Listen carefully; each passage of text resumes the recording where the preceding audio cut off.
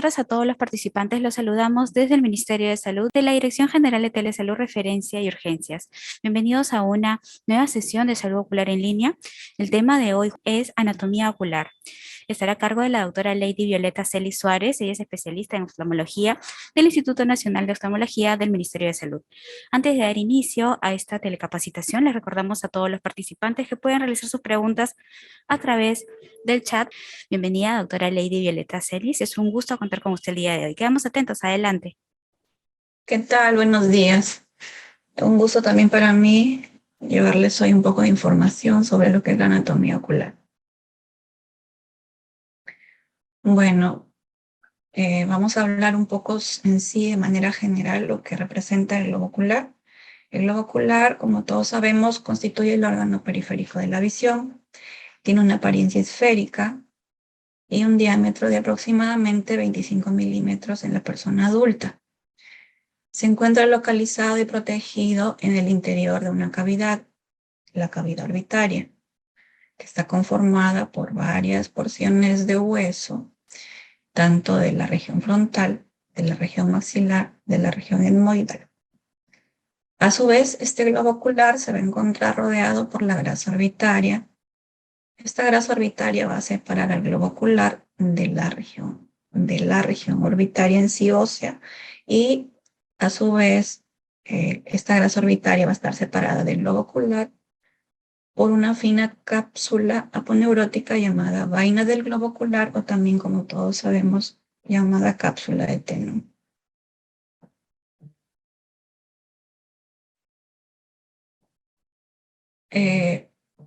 Antes de empezar directamente lo que representan las capas en sí del globo ocular, vamos a hablar un poco de la conjuntiva. La conjuntiva es una membrana mucosa, delgada, transparente y elástica, que recubre la parte interna de los párpados. Es decir, por debajo de los párpados, cuando los evertimos, podemos observar la conjuntiva, la cual llamamos conjuntiva palpebral. Y a su vez esta conjuntiva va a abarcar también la superficie anterior de la esclerótica, que es la que todos conocemos como conjuntiva vulvar. Entonces podemos decir que la conjuntiva está limitada, por un lado, con el borde palpebral y por otro lado, con el limbo corneoescleral. El limbo corneoescleral es esta línea que limita tanto la córnea como la esclera, ¿no? Entonces, hasta este nivel vamos a ver que llega la conjuntiva, y a su vez también va a formar el pliegue semilunar, donde se observa también la presencia de una estructura carnosa con la aparición de algunos pelos, lo que todos conocemos como carúncula. Yendo a las partes del ojo en sí, para hacerlo más didáctico y menos tedioso, vamos a hablar sobre 3 capas, ¿no? Las cuales van a conformar en sí el globo ocular. La primera capa, que es la capa externa o capa fibrosa, que va a estar formada por la esclera, que es la parte blanca del globo ocular, posteriormente, y por la córnea, que es la porción transparente de la superficie del globo ocular, y que forma la parte anterior de esta superficie ocular. Viendo de afuera hacia adentro, ya más internamente, podemos hablar de la capa media, que es una capa vascular, también llamada úvea o tracto uveal, que está formada por la coroides posteriormente.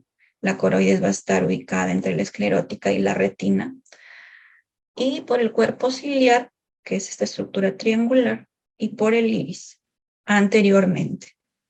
Esta es la capa media: coroides, cuerpo ciliar y el iris. Y una tercera capa, que es la capa interna o capa neural, que va a estar conformada por lo que todos ya conocemos como la retina. A su vez, también, para hacerlo un poquito más fácil, vamos a dividirlo por segmentos. Ya habiendo descrito las estructuras anteriormente, podemos hablar de 2 segmentos: un segmento anterior y un segmento posterior. El segmento anterior va a estar limitado por el cristalino en la parte posterior y por la córnea en la parte anterior. Este segmento anterior va a estar ocupado por un líquido transparente acuoso, que es el humor acuoso. Y el segmento posterior lo vamos a tener limitado por el cristalino en la parte anterior y por la retina en la parte posterior. Y este segmento posterior va a estar ocupado por un líquido más denso que todos conocemos como el humor vítreo. A su vez, podemos hablar de dos cámaras. El segmento anterior lo podemos dividir en dos cámaras, la cual va a estar limitado la cámara anterior entre la córnea y el iris y la cámara posterior entre el iris y el cristalino. La cámara anterior se comunica con la cámara posterior a través de la pupila, que es una abertura que se encuentra entre los diafragmas del iris y que es una capa muscular, la cual va a reaccionar ante los estímulos de la luz, tanto como la dilatación, como la constricción, la miosis y la midriasis. Vamos a hablar un poquito de cada una de las capas, o mejor dicho, de las estructuras de cada una de las capas, de las tres capas que mencioné ya anteriormente. Primeramente hablemos de la esclerótica. Como ya les dije, es la parte blanca del globo ocular. Va a representar las 5 sextas partes de la superficie ocular. Es extensa. Es una capa dura, opaca, que va a proteger al globo ocular, conformada por tejido conectivo rico en fibras colágenas y elásticas. Tiene un espesor de 0.5 en su parte anterior, volviéndose un poco más de mayor espesor en la parte posterior a nivel del nervio óptico, llegando hasta más o menos un espesor de 1 milímetro. En su parte posterior, alrededor del nervio. Ahora, se encuentra atravesada por numerosos vasos, como vemos acá en la imagen. Numerosos vasos y nervios, entre ellos principalmente el nervio óptico, y a este nivel podemos hablar de la famosa llamada lámina cribosa de la esclerótica, por donde van a atravesar todos los vasos que van a perforar a esta esclerótica y van a llegar a conformar la capa vascular, que es la coroidal, ¿no? A su vez, también en la esclerótica podemos decir que se insertan los músculos extraoculares. Los músculos extraoculares se van a insertar en esta superficie de esta membrana esclerótica y van a ayudar a dar movimiento al globo ocular.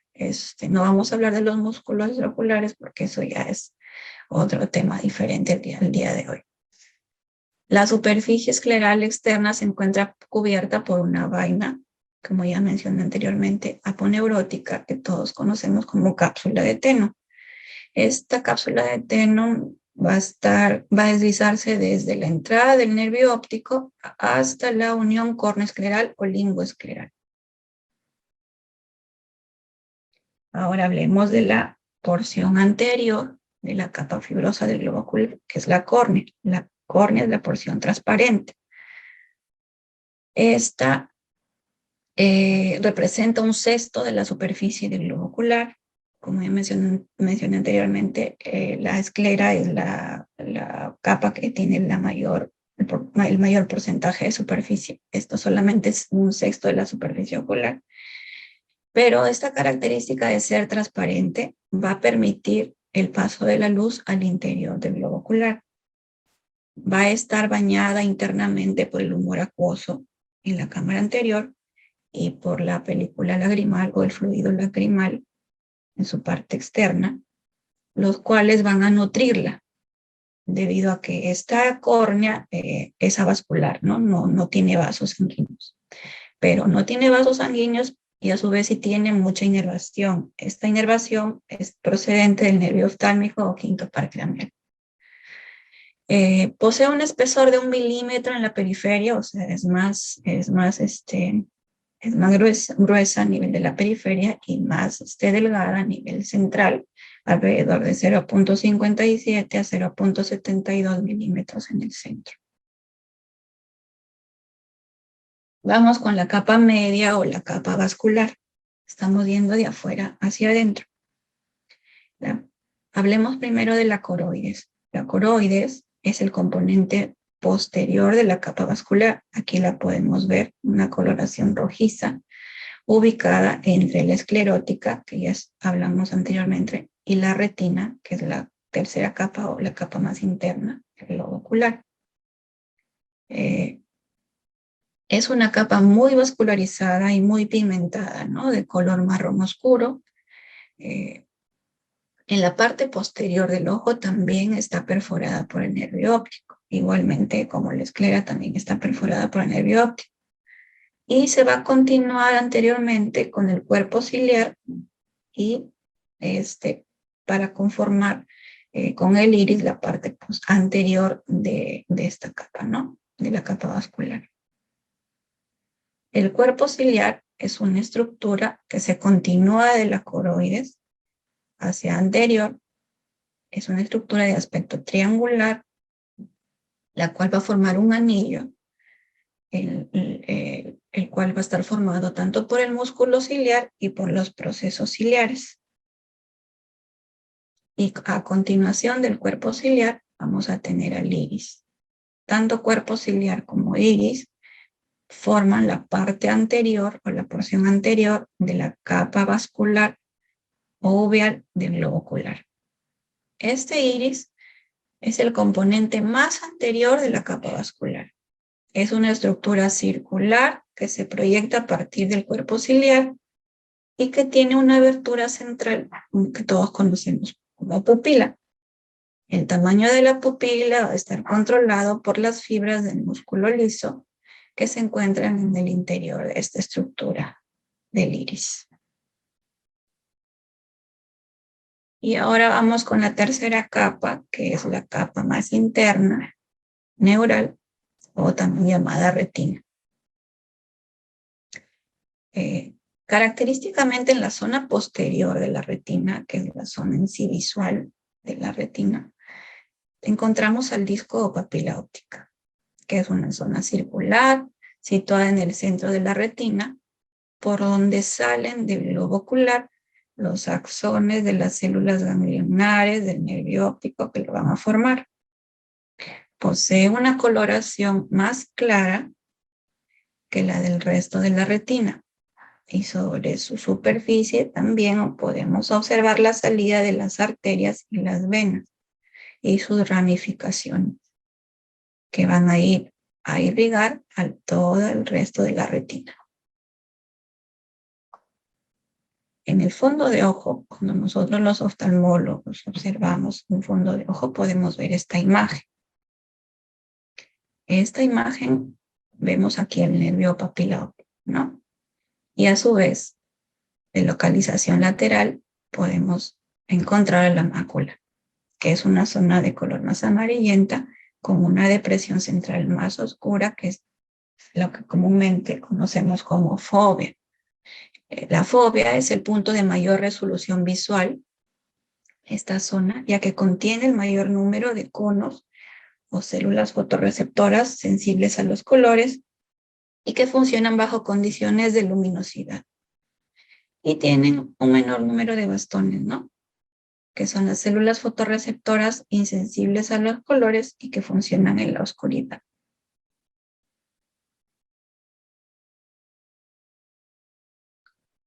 Hablando de los medios refractivos, podemos decir que son aquellos medios transparentes que nos permiten que la luz del exterior ingrese adecuadamente por lo posterior, hacia la retina, y forme las imágenes.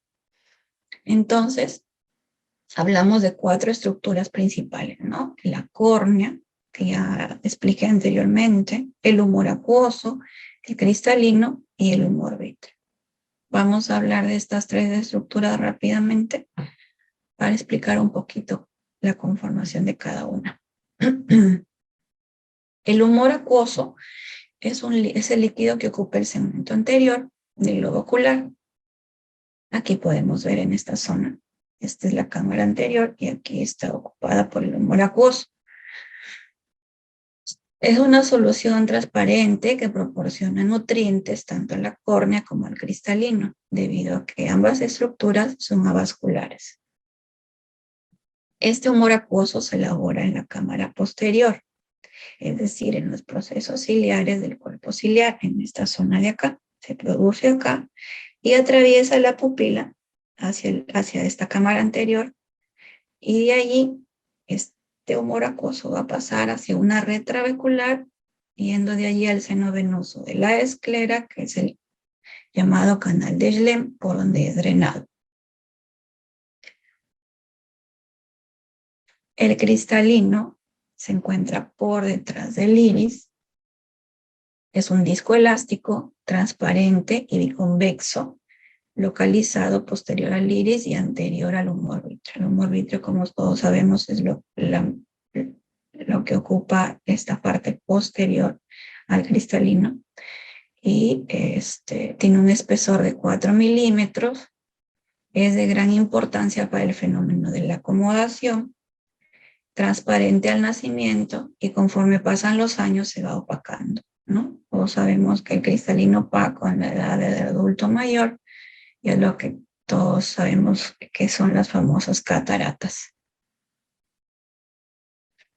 Y el humor vítreo finalmente es el líquido gelatinoso y transparente que va a ocupar las 4/5 partes del globo ocular, desde la cara posterior del cristalino hasta la superficie interna de la retina, ¿no? Toda esta zona está ocupada por el humor vítreo. Es la famosa cámara vítrea. Este humor vítreo es más denso que el humor acuoso, es más gelatinoso.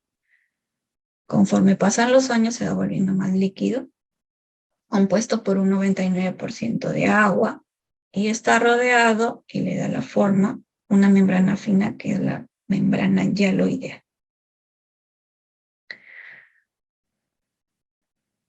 La irrigación del globo ocular es un tanto compleja. El suministro arterial del globo ocular del ojo es proporcionado por múltiples arterias, ¿no? Todas ramas de la arteria oftálmica, que a su vez es rama de la carótida interna. El mayor vaso de la retina es la arteria central de la retina, ¿no? Esta que va a atravesar acá el nervio óptico y va a ingresar con sus vasos y sus venas. Las arterias ciliares posteriores largas irrigan el iris y el cuerpo ciliar y también la parte anterior de la coroides.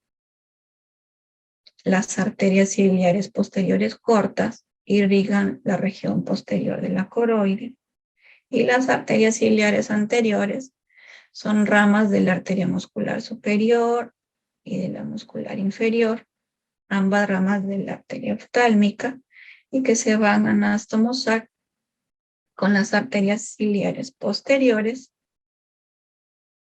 largas a nivel de la coroide.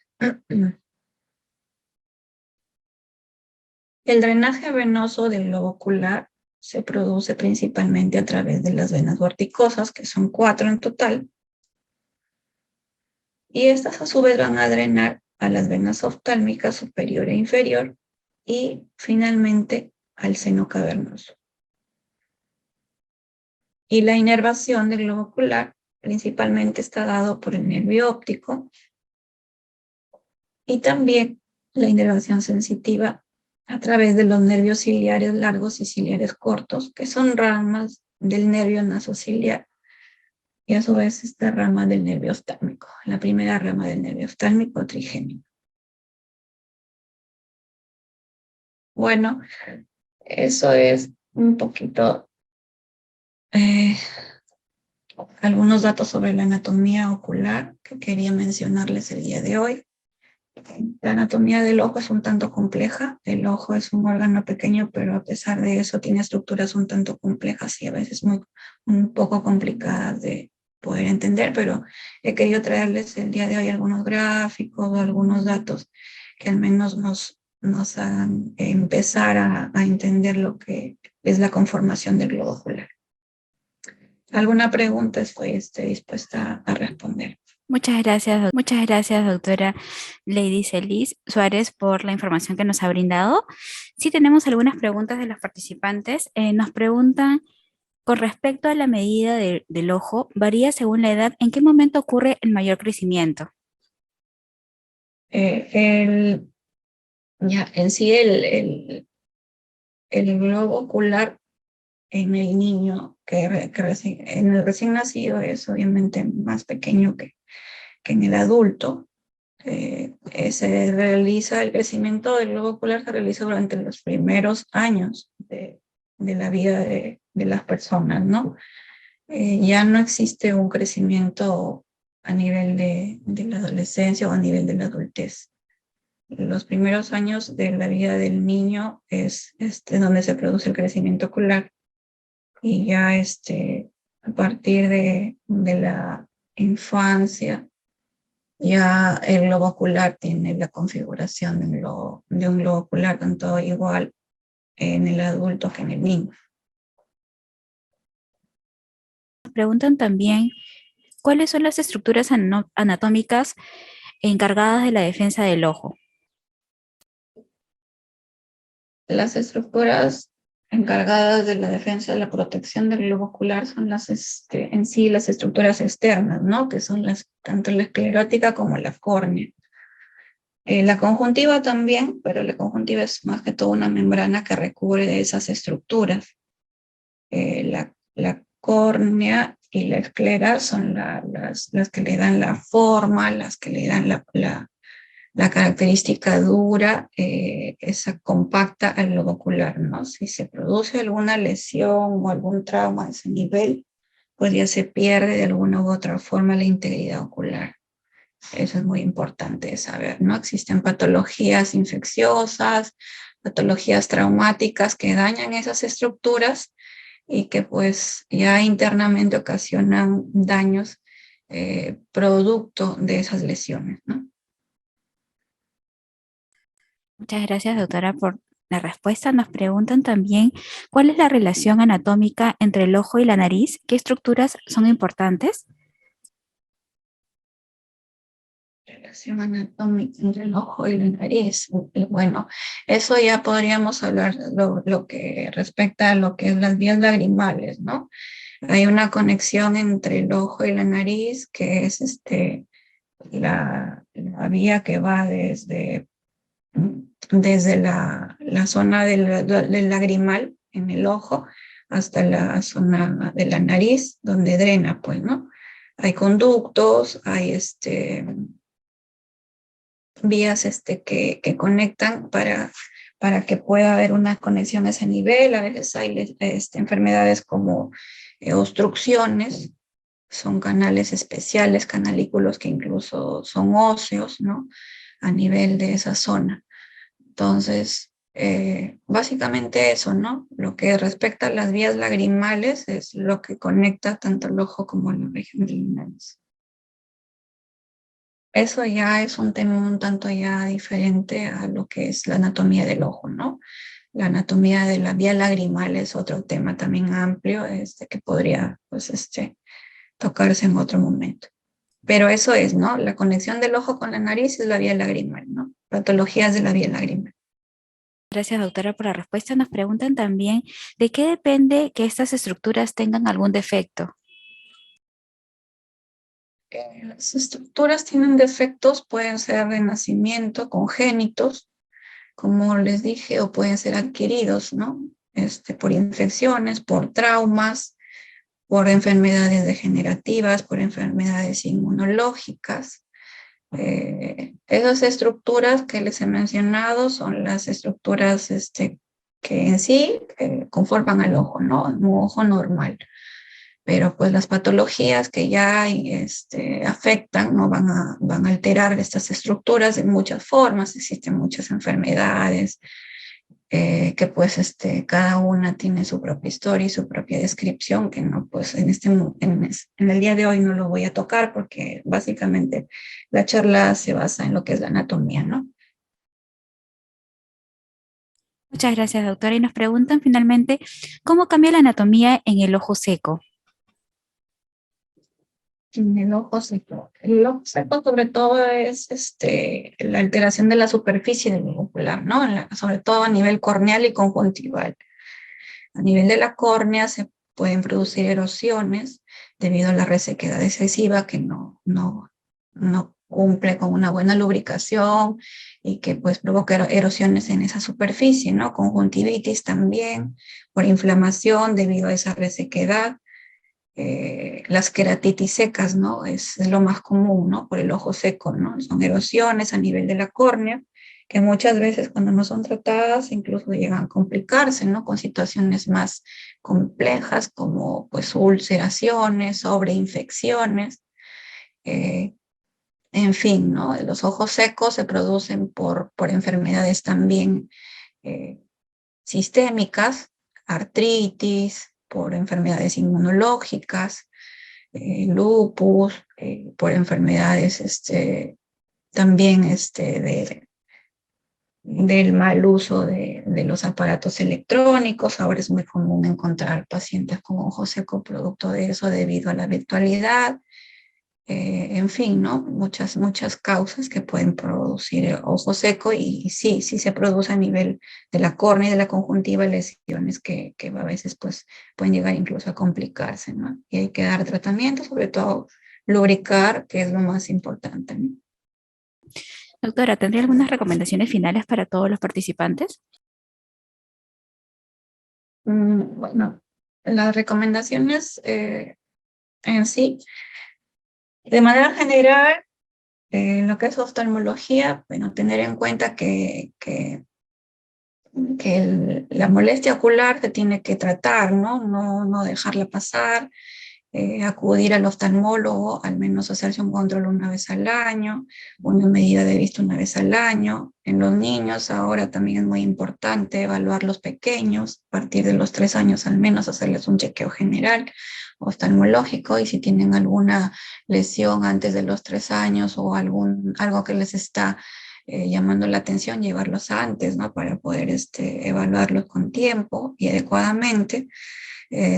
También decirles que en el instituto tenemos la emergencia las 24 horas del día, pueden acercarse por cualquier caso de emergencia, de urgencia, y también ya se vienen atendiendo las consultas de manera normal, ¿no?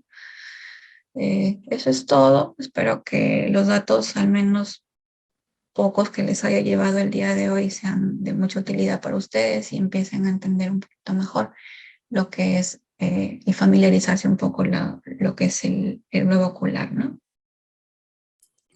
Muchísimas gracias nuevamente, doctora Lady Celis Suárez, por acompañarnos el día de hoy y compartir esta importante información que permite fortalecer las capacidades del personal de salud. Esperamos contar con usted para próximas telecapacitaciones. Muchas gracias. Gracias a ustedes. Que tengan buen día.